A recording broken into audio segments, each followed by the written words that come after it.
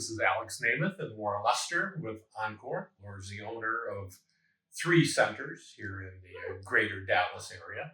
Thanks for being here today, Laura. Thank you, Alex. One of the topics we want to talk about today is why get a diagnosis and some other concerns around that diagnosis. So why would you want to, Laura? Well, number one, I think the first most important thing is there are things that replicate dementia exactly that aren't really dementia. I mean, they look like dementia, they present like dementia, but they're reversible. So what we need, the first thing that you need to find out is this condition in my loved one reversible? And if you find out that it is, my goodness, that's wonderful. So some things that that can cause dementia-like symptoms that aren't dementia could be like a vitamin deficiency, sometimes allergy to some medication can do that. Sometimes depression, if they're like super depressed. Yeah, thyroid issues and also thyroid issues can cause dementia-like symptoms, and sometimes infections can. So if you go to the doctor and you rule out anything that isn't dementia, but there's been some really good news with a lot of times when people find out that their loved one doesn't have. We just had one recently. A lady was already enrolled at our center, and she'd been coming here and had full-blown dementia symptoms, and then went to the doctor and found out she doesn't have dementia at all. So it's totally reversible. They fixed her problem, and she unenrolled, which was wonderful. I mean, that was a great thing. So that's the number one reason, I think. Sure. And some people have experienced head trauma in their lives, either young or later on in life. If you have, if you have a fall, sometimes people will have we had a guy that had a brain bleed as a result of a fall. They thought it was Alzheimer's disease. They went in and actually drained the blood off their brain, and they came right back to where they were previous to the fall. They really thought they were going down the path of dementia. Yeah. So that's the number one reason that it's important to get a diagnosis. I'd say number two in my mind would be the sooner you start doing things that, like once you have the actual diagnosis and it is dementia, the sooner you start working on the disease, the better it is for your loved one and the better it is for you. If you wait until they're so far along that to get your diagnosis that they can't really be helped. That's right. That's hard. Denial's not a strategy. Yeah. If you're seeing it symptomatically, and even your general practitioner, GP should be able to help you do an initial evaluation. We'll talk more about that in a moment, but you need to move forward as early as you can with that diagnosis to hopefully just rule it out and figure out what else is going on.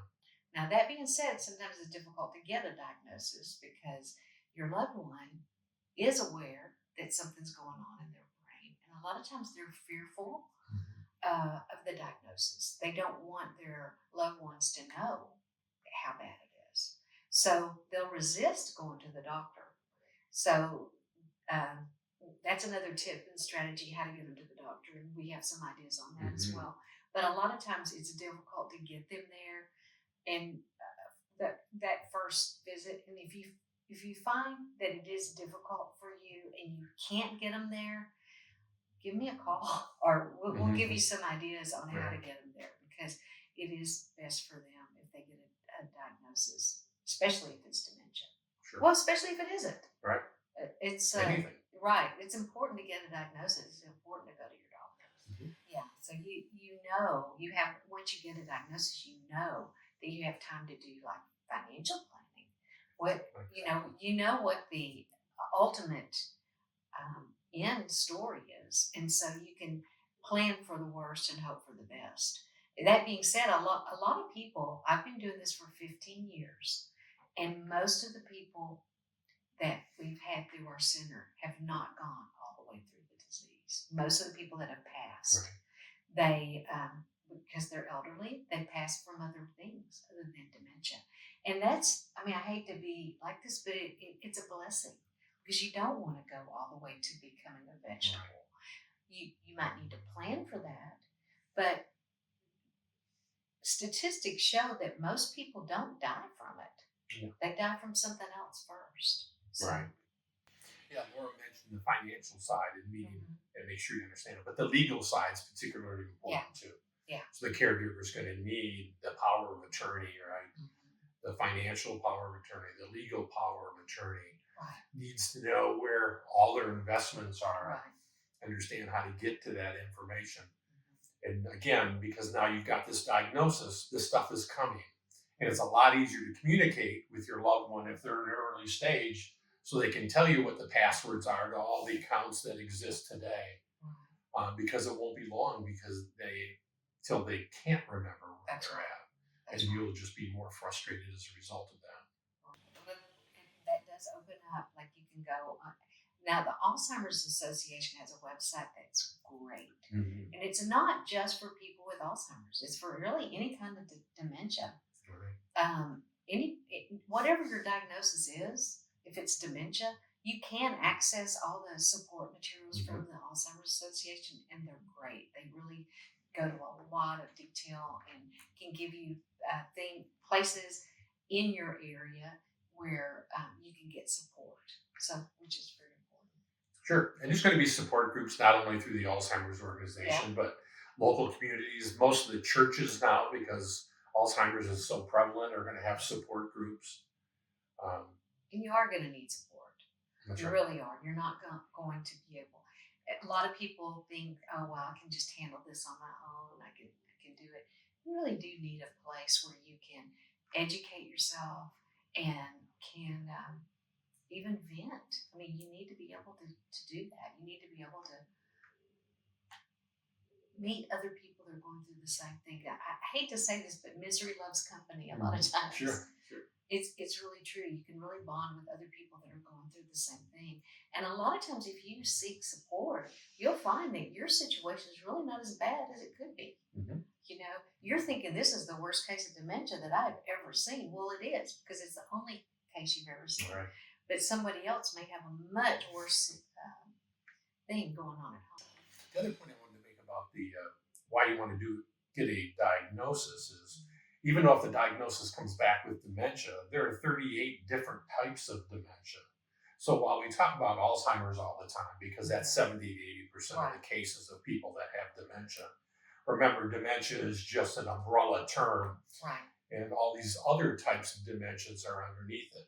So the diagnosis may not be Alzheimer's, it may be frontal temporal lobe. Right. Well, you'll learn and you'll educate yourself on how to deal with those people because they don't have short-term memory, but yet they have other cognitive impairments that you need to be aware of so you're able to address those. Right. Parkinson's is one, right, that most people don't think of as a form of dementia, but sure enough it is. Yeah. It's a movement disorder, and then typically on top of that, they'll get Alzheimer's. So it's not unusual for someone to get multiple diagnoses. Right.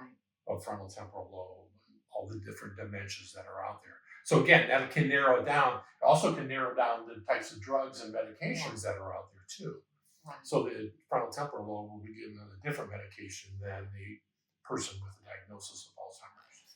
So typically, it's going to start with your GP. You may bring that concern to your GP, and I would do it without your loved one with you, just to talk about, okay, this is what I'm seeing.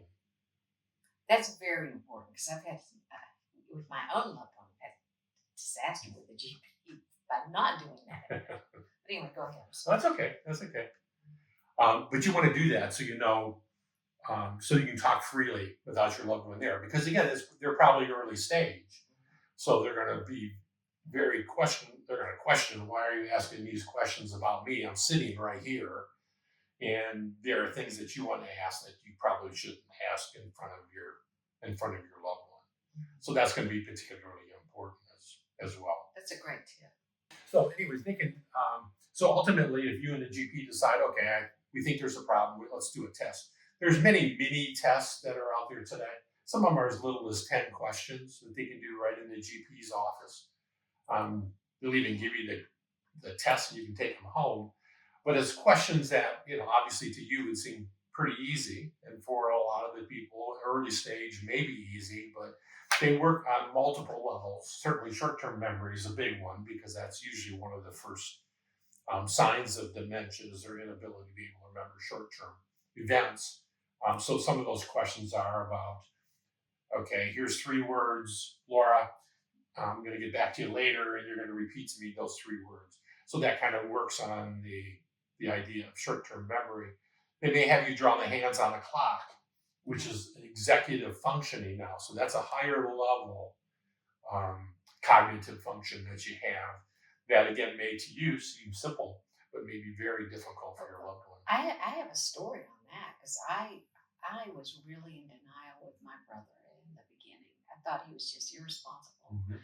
And when I realized he could not draw a clock, it was just shocking to Oh me. yeah. I watched him struggling trying to draw a clock. He couldn't do it. Mhm. It was like, oh my goodness. It was very eye opening. Sure. Very Sure. eye-opening. So now, as they move along, and you and your GP have recognized that we've got a diagnosis, you may then at that point look for different medical care. Your GP can only take it so far. That's when we start to introduce then neurologists into the fold to help you down that support path, as well as helping you navigate, your loved one and the condition that they're having. They're going to be more in tune with the medications that are out there today. Again, important with a diagnosis. The other way to do a diagnosis, which actually I did because I was referring my caregivers to a longer term diagnosis. It's a 6-hour diagnosis. Here in Texas, it's done by the UT Southwestern. UT Southwestern, and it's a battery of tests. You can imagine 6 hours of testing, where they're testing you on all levels, and they actually test your caregiver too, to correlate her answers or his answers to your answers to make sure that your answers are correct. And it's stressful because it creates a baseline. So it's going to be more thorough than the 10 questions. It really comes back and then is insightful into where are you really in the stages of the disease. Because again, it creates that baseline so that you can take that again, that test in a following year or sometime thereafter and realize that, okay, we've created the baseline, but now we're not doing as well as we were before. So it certainly is progressing, maybe not progressing very quickly, which is hopefully that's the case, but it would give us the empirical data, I suppose, to know where we're at relative to the disease. No, it's very important to get a diagnosis. As soon as you start seeing symptoms, get to the doctor. There's no reason not to do it. No, I mean, you don't want to acknowledge it because it's an incurable disease. The person with the disease at early stage knows probably it's an incurable disease. So denying it by not getting a diagnosis is not a solution. No. And it's something that we make have things to have. worse. Yeah. Good. Absolutely.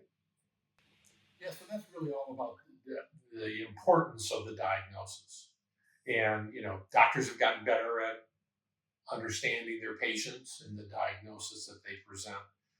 You can do brain imaging. We can talk about that, but you can do CAT scans, MRIs. So there are those processes as well that can help in that diagnosis. But whatever path you take, as we said, you've got to do it. Denial is not a strategy. So we would encourage you to do that as soon as you can. Leave us some comments. We'd be glad to respond to those comments. Yeah. Share the video. Or questions, yeah. If you have any questions, we'd be happy to address them. All right. Yeah, thanks for your time.